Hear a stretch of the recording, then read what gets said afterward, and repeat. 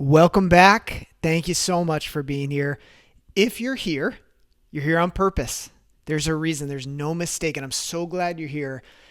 What I want to share with you is truly life changing. It's transformed my life and the lives of many others. It is something so basic and so simple. Literally anyone can do it. I teach it to my children. Anyone can do it, and it will change your life so fast. So this is for you if you're feeling stuck and you cannot break through some sort of ceiling in your life right now. Or you just know there's a next chapter and you want to go there no matter what. So maybe life's great and you just want it to be extraordinary. This is a toolkit for high performance. It's a cheat code for life. It is a way to make this human energy system function optimally. You can do it in a few minutes, and it will not only turn around your mood in that moment, how you feel and how you think, it will turn around your whole life if you let it.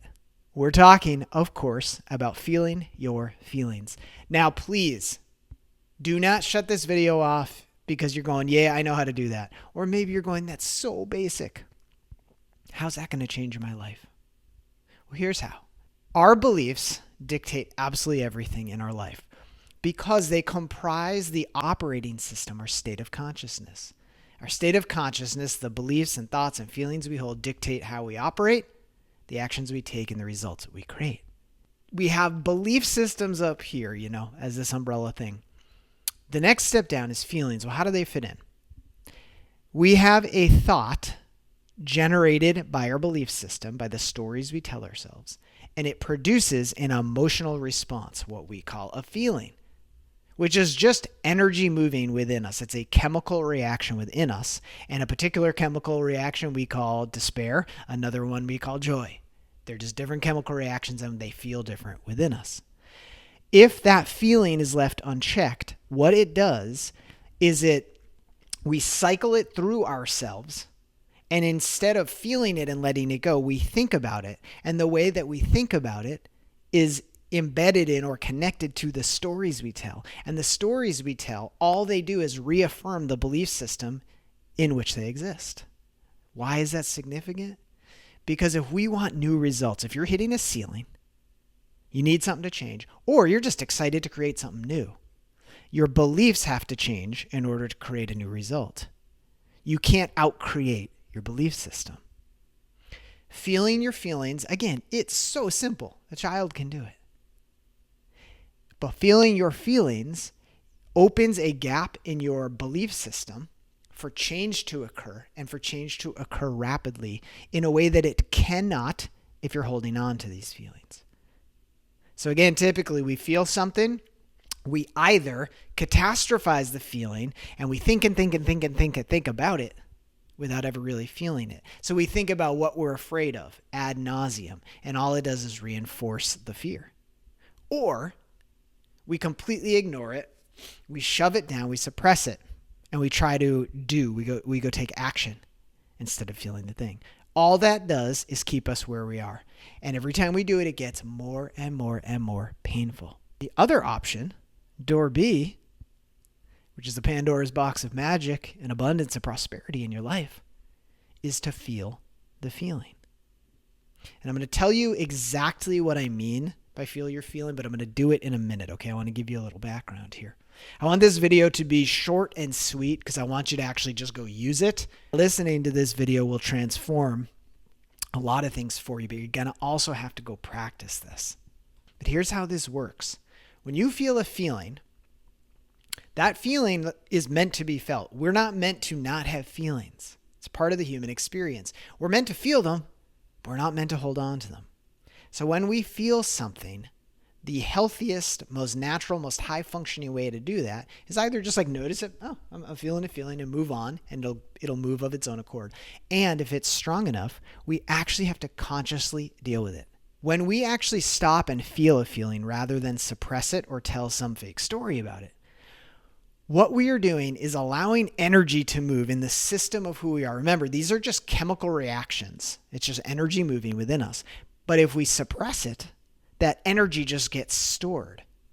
When we release it through feeling and through expression, what happens is we open up the channel of who we are instead of reinforcing this old belief that can, again, only produce the same results we've been experiencing.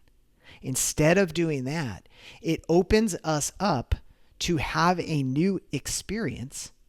And through a new experience, we create new results. And through new results, over time, we change our beliefs.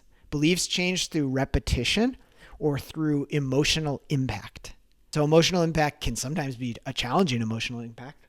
It can also be something beautiful, extraordinary that happens that just wakes you up. The idea is, over time, as you feel your feelings more and you let them move, you allow yourself to have a new experience and get new results. And over time, your subconscious takes these new results and makes them a new belief. So feeling the feelings opens the channel. You have a new experience. Your beliefs change. Your results change. One thing I will say before we talk about the practice is this. It's easy to listen to this and go, yeah, of course I'm going to feel my feelings. Yeah, of course. Sure. I mean, you may honestly be going, this is stupid. It's not going to have any impact. And if so, like, no problem. Just shut the video off. But if you want things to change, trust me. Listen to this, practice it. You'll notice results. We all have emotional set points. And what those are if you think about emotions as a spectrum, and like joy and ecstasy, it may be on one end of the spectrum, and like terror, despair, shame, guilt might be the other end of the spectrum. We all have zones on that spectrum that we're most familiar and comfortable with based on how we grew up, the emotional tenor of our household, of our home environments. And we don't like to stray very far from those, even if those emotional states are not very fun, even if they're miserable. So if terror, and I hope this isn't true for anybody, but if terror, let's take something more gentle, if despair is a common emotional experience for you in the way you grew up, that's a home base for you. You'll keep going back to it because it's familiar. And familiarity creates predictable results. And we all love the known. We feel safe in the known. So we will unconsciously choose these emotional set points to go back to, not because they're great, but because they produce predictable results. So we will literally hang on to uncomfortable emotions so we can stay in familiar, predictable, known experiences. It's really wild when you think about it. We will choose this very painful experience because it's known and comfortable over a new experience that might be extraordinary, mind-blowingly beautiful, but it's unknown. It takes courage to do this work. And again, you may be thinking, Tristan, how much courage does it take to just feel sadness when I feel it? Well, potentially quite a lot, because that sadness connects you to predictable known results in your life. It connects you to everything you've ever known. To be willing to release that, to feel it and let it go, and open up some space inside yourself to experience something more pleasant, more expansive, it does take courage because your life will change. Your results will change. Everything about you will change when you do this differently. So congratulations on even watching this far, and further congratulations for practicing. So before we go into the practice, I want to make sure you get one thing, okay? We're doing this with no story involved. What's a story? Well, it's any meaning or narrative we give to something. So if you're about to go do this practice and you're like, all right, I'm going to finally experience and face my self-doubt, let's say. Your mind is going to want to bring in 1,000 stories. Well, I have self-doubt because of this. And I should have self-doubt because if I don't, something terrible might happen. It's just going to try to get you to go into an old story. And all that story will do is recycle the emotion and then recycle the results. So no story. Leave the story out. If your mind starts wandering, come back to your body. Just get present with yourself. Focus on your heart. Focus on wherever this emotion might be lodged in your body, wherever you can feel it. Just get present and let the mind go. So what does it look like to feel a feeling? I mean, it might sound like a silly question, but it's actually important. Most people don't really know this. I had to learn this as an adult. It means to feel the thing either in your body or just as an emotional experience and just be present with it. So if it's sadness, You don't tell a story about it. You don't even think about why you're sad. You just take some breaths and actually experience what sadness feels like. Again, it's a chemical reaction in your body that's associated with stories. But if you remove the stories, it's a chemical reaction in your body. Just be present. Maybe it feels like a tightness in your lungs. Maybe it feels like a constriction in your belly. Whatever it is, just be present with it. Just breathe into it and notice it. It doesn't mean anything. Just be with it, breathe with it, and notice it.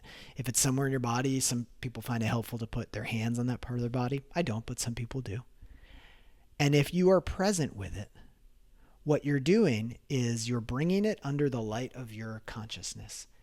And your consciousness is so powerful, it will transform whatever comes before it. It will bring it back to spirit, back to source, back to God, back to the truth. So you're putting it under this microscope of love, of light, of acceptance. And what happens when it's provided with that experience, your nervous system starts to feel safe enough to actually let it go. What does that look like? You might cry. You might yawn. You might need to yell. You might need to stretch, writhe around on the floor, punch something. I don't know. It's different for everybody. What I do know is if you're present with this, your body will just start to do it. A lot of my clients, if we do this work together, will be talking and they just start yawning uncontrollably. That's your body, your nervous system, feeling this thing and letting it go. So give your body, give your nervous system free rein. You might even talk to it and just be like, do whatever you need to do. And you just let it do it until it's done. And word to the wise, many people are afraid to do this. They don't really want their life to change. That's why they're afraid. But they tell themselves, if I do this, I don't know if it's ever going to stop. Like, what if it takes over? It's okay if you have that thought, but let it go. Because probably what you're going to find is you might cry or yawn or whatever you do for a couple minutes. And then it passes and you'll feel some peace. Now, you might need to do several rounds of this at once. But it's not going to be a half an hour, most likely, of like uncontrollable crying. It might be a couple minutes, for instance. Different for everybody, but this is my experience and the experience of many, many clients over many years. And it's not a one-stop shop. It's something you practice over time. It's something you practice anytime you need to. But if you're willing to do this and do it when you're feeling something, instead of trying to ignore it or go take action to get some result to overcome the feeling, your life and your business and your relationships and your finances will move forward so quickly. The things we hang on to become the ceilings we bump up against. Do this practice.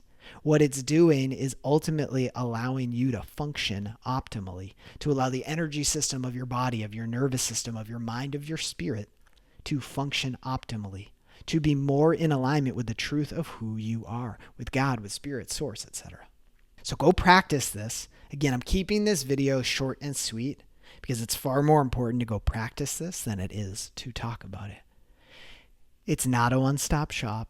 This is a practice you'll use for the rest of your life, but it's incredibly handy in the short term. If you're having a tough moment, what the mind tends to do is feel an emotion and then just tell you a story about it. The story is what creates the suffering, not the emotion. What you'll find is if you just get present and you allow this thing to move, you face it and feel it and let it release, the experience of feeling it and releasing it is far more comfortable than the pain of thinking about it. So no story, just be present. And you might have to do it many rounds in a row, you might not. Have the courage to do it. Have the courage to move forward. Have the courage to give yourself a new experience. I promise you will love what's on the other side.